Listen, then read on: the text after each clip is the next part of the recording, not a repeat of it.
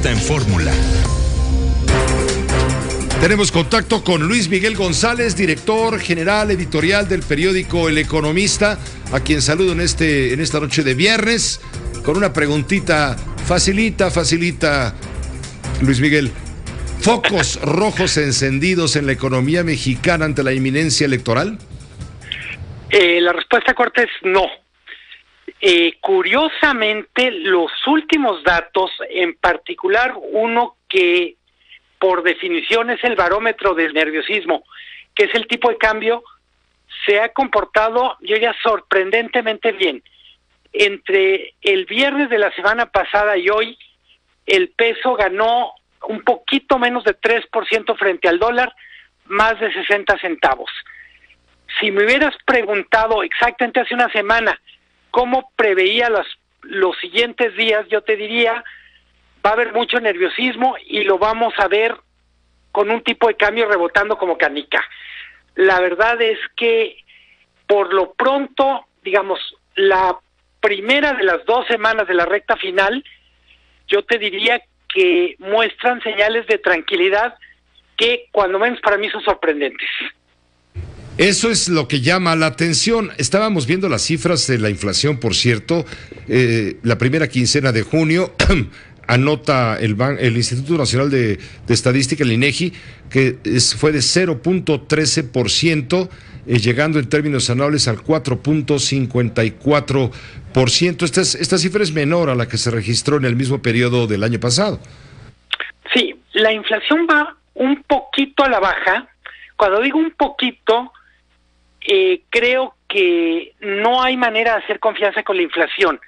El propio Banco de México ayer, que anuncia el alza de tasas, dice hay 2 factores en los que hay que estar alerta porque implica riesgo inflacionario. Uno es el tipo de cambio, que en cualquier momento brinca, pero el otro, que no ha dejado de moverse en dirección de alzas, es el precio de los combustibles. Hablamos mucho de la gasolina, pero probablemente el energético que está dando más guerra en términos de inflación es el gas natural, gas licuado, gas natural, que tiene mucho que ver con, literalmente, con la cocina, se usa para los boilers, para los calentadores, y es un indicador muy sensible de qué es lo que está pasando con energéticos. Hasta donde recuerdo está más o menos en lo que va el año 15% arriba en promedio el precio del gas. Es una barbaridad, considerando, como dices tú, que la inflación está más alrededor del 4%, 4,5%, es 3 veces por encima del promedio inflacionario. Hoy, por cierto, el vocero presidencial Eduardo Sánchez, ayer en una conferencia de prensa con los medios de comunicación, dio a conocer 4 récords que ha logrado romper la actual administración. Él mencionó la más baja inflación de la historia, el más alto índice en materia de inversión extranjera, que llegó a 181,000 millones de dólares, además la generación de 3.6 millones de empleos, un incremento salarial del 18.5%, es lo que dijo Eduardo Sánchez.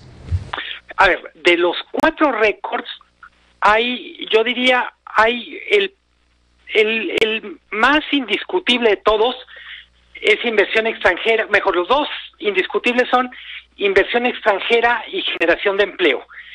La inversión extranjera es notable por varias cosas. Se da en un contexto de hostilidad de Estados Unidos.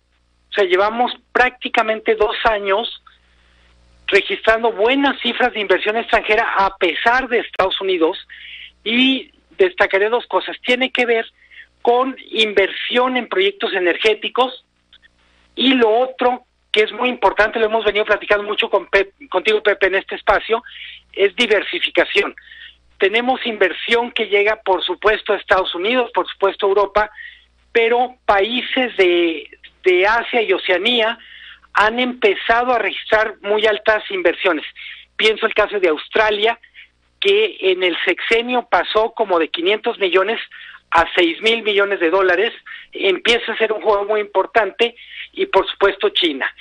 El tema de empleo, por supuesto, es notable, son 3.6 millones, es más empleo el generado que lo que se generó en los últimos 2 administraciones.